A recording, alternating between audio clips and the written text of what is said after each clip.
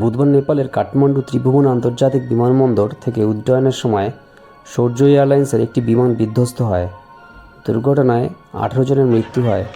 নিহতদের মধ্যে একই পরিবারের 3 জন সদস্য ছিলেন। মনুরাজ শর্মা, একজন ফ্লাইট রক্ষণাবেক্ষণ স্টাফ সদস্য, তার স্ত্রী প্রিজা খাতিওয়াদা এবং তাদের 4 বছরের ছেলে অধিরাজ শর্মা। এয়ারলাইন জানিয়েছে যে বোর্ডে থাকা সমস্ত যাত্রীরা সূর্য এয়ারলাইন্সের কর্মচারী। রক্ষণাবেক্ষণের কাজে ভ্রমণকারী প্রযুক্তিগত কর্মী সহ। যাই হোক, জ্বালানি মন্ত্রকের একজন মুখপাত্র নবীন রাজ সিং স্পষ্ট করেছেন যে প্রিজা খাতিওয়াদা মন্ত্রকের একজন সহকারী কম্পিউটার অপারেটর ছিলেন। নেপালের বেসামরিক বিমান চলাচল কর্তৃপক্ষ এটি নিশ্চিত করেছে, যা মৃত পরিবারের সদস্যের নাম তালিকাভুক্ত করেছেন। আঞ্চলিক বিমানবন্দরে যাচ্ছিল।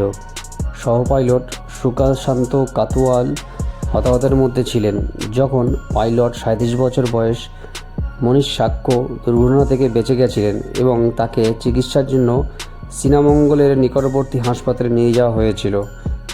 সিভিল এভিয়েশন অথরিটি জানিয়েছে বিমানটি টেক অফের কিছুক্ষণ পরেই দুর্ঘটনাটি ঘটে, যখন বিমানটি ডান দিকে চলে যায় এবং রানওয়ের পূর্ব দিকে বিধ্বস্ত হয়।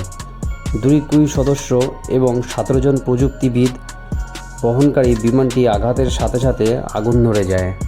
এই ঘটনার পর দমকল কর্মীরা আগুন নেভানোর চেষ্টা করতে দেখায় ঘন কালো ধোঁয়া আকাশে উঠছিল।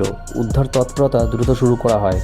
স্থানীয় বাসিন্দারা এবং কর্মকর্তারা মৃত উদ্ধার করতে এবং অ্যাম্বুলেন্স নিয়ে যাওয়ার জন্য একসঙ্গে কাজ করে।